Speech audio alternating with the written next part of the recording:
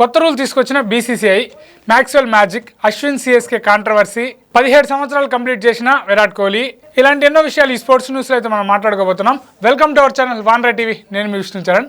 First and the best sports news వచ్చేసి కొత్త rule తీసుకొచ్చిన బీసీసీఐ. మీరు గుర్తుపెట్టుకోండి, ఈ రూల్ తీసుకొచ్చింది ఐసీసీ కాదు, బీసీసీఐ.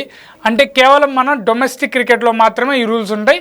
మేబీ ఐపీఎల్లో కూడా ఉండొచ్చు, అంతేకాని ఐసీసీలో మటుకు ఈ రూల్స్ మారవు. ఎందుకంటే మన ఇంటర్నేషనల్లో మన టీమిండియా ఆడుతుంది కదా, అక్కడ ఈ రూల్స్ వర్తించవు. ఐసీసీ కాదు ఈ రూల్స్ తీసుకొచ్చిన బీసీసీఐ. ఎందుకంటే ఓన్లీ మన రంజీ ట్రోఫీ, మన దులీప్ ట్రోఫీ, మన సయ్యద్ ముస్తాక్ అలీ ట్రోఫీ, మన విజయ్ హజారే ట్రోఫీ ఏ అయితే బీసీసీఐ కండక్ట్ చేస్తుందో వాటిలోనే మారుతాయి ఈ రూల్స్. ఇంతకీ ఆ రూల్ ఏంటంటే లైక్ టు లైక్ రీప్లేస్మెంట్. ఆ రూల్ ఏంటంటే రీసెంట్గా జరిగిన టెస్ట్ సిరీస్లో రిషబ్ పంత్కి ఇంజురీ అయింది, అలాగే క్రిస్ వోక్స్ కూడా ఇంజురీ అయింది. ఇలా ఇంజురీ అయినప్పుడు ఆ ప్లేయర్ ప్లేస్లో ఇంకొక ప్లేయర్ని అయితే రీప్లేస్మెంట్. ఇంతకుముందు ఐసీసీ రూల్ ఏంటంటే కన్కషన్ సబ్ అనమాట. ఓన్లీ హెల్మెట్కి, ఓన్లీ తలకి తగిలినప్పుడు మాత్రమే ప్లేయర్ని రీప్లేస్ చేస్తాం. ఏదైతే లైక్ టు లైక్ రీప్లేస్మెంట్ ఉందో ఆ రీప్లేస్మెంట్ చేస్తారు ఇంకో ప్లేయర్ని. ఇక్కడేమవుతుందని హ్యాండ్కి ఇంజురీ అయినా, ఏదైనా మేజర్ ఇంజురీ అయితే ఆ ప్లేయర్ ఇక మ్యాచ్లో ఆడలేడు అన్నప్పుడు ఆ ప్లేయర్కి ఈక్వల్గా ఉన్న ప్లేయర్, బెంచ్ మీద ఉన్న ప్లేయర్ని అయితే తీసుకురావాలని బీసీసీఐ అయితే నిర్ణయం తీసుకుంది. సో ఈ రూల్ గురించి గౌతమ్ గంభీర్ అలాగే చాలామంది మన వాళ్ళు అంత యాక్సెప్ట్ చేస్తూ ఉన్నారు. కానీ కొంతమంది బెన్ స్టోక్స్, వేరే క్రికెటర్స్ మటుకు దీన్ని వద్దంటున్నారు. ఎందుకంటే ఇలా చేసి క్రికెట్లో ఆ మజా పోతుంది. అలాగే ఏదైతే లైక్ టు లైక్ రీప్లేస్మెంట్ వల్ల చాలా మిస్యూజ్ కూడా అవుతుంది. ఎందుకు యూజ్ అవుతుంది అంటే ఒక ప్లేయర్కి చిన్న గాయమైనా కూడా పెద్ద ఇంజురీ అయిందని చెప్పి రీప్లేస్మెంట్ చేస్తారు. కేవలం కన్కషన్ సబ్ ఉన్నప్పుడే మాత్రమే ఇవి మారితే బెటర్ ఉంటుంది. కానీ ఇలా ప్రతిదానికి కూడా అంటే క్రిస్ వోక్స్ ఏమైంది, బాగా హెవీ వర్క్లోడ్ వల్ల తను డైవ్ చేయడం వల్ల తనకు ఇంజురీ అయింది. ఇంకొక ప్లేయర్ ఆ ప్లేస్లో రావడం వల్ల మ్యాచ్ స్వరూపమే మారిపోద్ది. సో ఇదైతే కొంచెం రిస్కీ డెసిషన్ అని చెప్పుకోవాలి. దీనివల్ల టీమ్స్ మిస్యూజ్ కూడా చేసుకునే దానికి కూడా ఛాన్సులు కనిపిస్తూ ఉన్నాయి. కానీ ఇప్పుడు క్రిస్ వోక్స్కి ఫుల్ హ్యాండ్ ఇంజురీ ఉన్నది. ఆ టైం క్రిస్ వోక్స్ బ్యాటింగ్ వచ్చి తన ఇంజురీ ఇంకా అయితే ఆ ప్లేయర్కి కూడా కెరీర్కి కూడా లాస్ అయ్యేదానికి కూడా ఛాన్స్ ఉంది. ఈ విధంగా చూస్తే మటుకు బీసీసీఐ తీసుకుంది మంచి రూలే అనుకోవచ్చు. సో దీని గురించి మీరేమంటారో కామెంట్లో తెలియజేయండి. నేనైతే ఈ రూల్ వద్దు అనే అనుకుంటున్నా. ప్రస్తుతానికైతే ఓన్లీ ఆ కంకషన్ సబ్ వరకు ఉంటేనే బాగుంటుందని అనుకుంటున్నా. సో ఇదైతే నాకైతే దీన్ని అయితే నేను యాక్సెప్ట్ చేయను. ఇది నా ఒపీనియన్. సో మీ ఒపీనియన్ ఏంటో కామెంట్లో తెలియజేయండి. ఇక రెండో స్పోర్ట్స్ న్యూస్ విషయానికి వచ్చేస్తే అశ్విన్ సిఎస్కే కాంట్రవర్సీ. అశ్విన్ తన యూట్యూబ్ ఛానల్ ఏం చెప్పాడంటే సిఎస్కే బ్రెవిస్కి తనకి ఇవ్వాల్సిన బేసిక్ అమౌంట్ కంటే కూడా ఎక్కువ అమౌంట్ ఇస్తుంది, రూల్స్కి అగనెస్ట్గా ఇస్తుందని ఎక్కడ మెన్షన్ చేయలేదు. కానీ తనకి ఇవ్వాల్సిన 2.2 కోట్ల కంటే కూడా ఎక్కువ ఇస్తుందని మెన్షన్ చేస్తుంది. తర్వాత ఒక 2 రోజుల క్రితం ఈ న్యూస్ వైరల్ అయిన వెంటనే సిఎస్కే అయితే తన అఫీషియల్ అకౌంట్లో అయితే పోస్ట్ చేసింది. ఏమనంటే బ్రెవిస్ని సేమ్ అమౌంట్కి రిటైన్ చేసుకున్నామని అయితే వాళ్ళు క్లియర్ కట్గా మెన్షన్ చేశారు.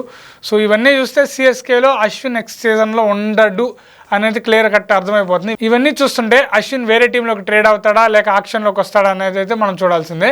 ఎందుకంటే ఐపీఎల్ 2025లో కూడా సిఎస్కేలో ఉన్నప్పుడు అశ్విన్ యూట్యూబ్ ఛానల్లో వీడియోస్ పెడుతున్నప్పుడు సిఎస్కే మేనేజ్మెంట్ అయితే తనకి హెచ్చరించింది, నువ్వు వీడియోస్ చేయొద్దు, ఐపీఎల్లో టీంలో ఉన్నంత వరకు, ఐపీఎల్ అంతవరకు కూడా ఎటువంటి వీడియోలు చేయొద్దు అని కూడా సిఎస్కే అయితే అశ్విన్కి చెప్పింది. ఇక మూడవ స్పోర్ట్స్ న్యూస్ విషయానికి వచ్చేస్తే Maxwell magic. South Africa versus Australia అయితే T20 సిరీస్ జరిగింది. అలాగే నెక్స్ట్ వన్డే సిరీస్ జరగబోతుంది.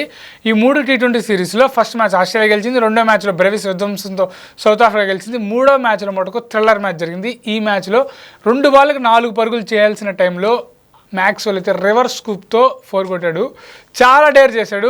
ఇంకా డేర్ చేయడం కాదు, ఇంకా నెక్స్ట్ 2 వికెట్లు మాత్రమే వికెట్ పడి ఉంటే ఇంకా లాస్ట్ టేల్ ఎండర్ బ్యాటింగ్ రావాల్సిన స్థితిలో అయితే మ్యాక్స్వెల్ అయితే రివర్స్ స్కూప్తో 4 కొట్టాడు.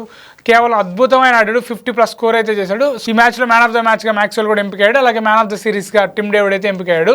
సో ఇదైతే చాలా క్రేజీ షాట్. అసలు దీని మీద చాలా విమర్శలు వస్తున్నాయి, అలాగే చాలామంది పాజిటివ్గా రెస్పాన్స్ అవుతున్నారు. ఇలాంటి టైంలో నువ్వు ఇలాంటి షాట్ ఆడేవేంటి అని కూడా తనను క్వశ్చన్ చేస్తున్నారు.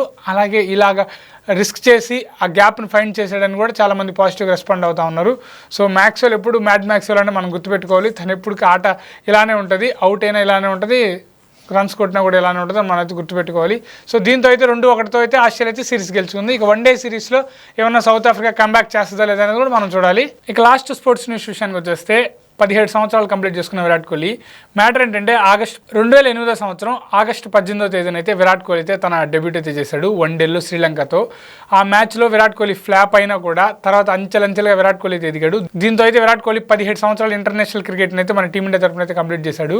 సో విరాట్ కోహ్లీ అంటే అందరికీ చాలా రికార్డులు గుర్తొస్తాయి, కానీ నాకు మటుకు ఒకటే గుర్తొస్తుంది, తను 2011 వరల్డ్ కప్లో ఆడిన 35 పరుగులు తను 2011 వరల్డ్ కప్లో చేసిన 35 రన్సే ఇప్పటికి కూడా వాల్యుబుల్ అని నేను నమ్ముతాను.